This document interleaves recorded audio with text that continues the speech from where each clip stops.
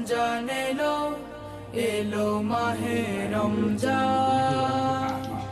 ইবাদতের মাসে সবাই পুণ্য করো সঞ্চয়, প্রভুর কাছে কেঁদে কেঁদে করো প্রভুর মন জয়।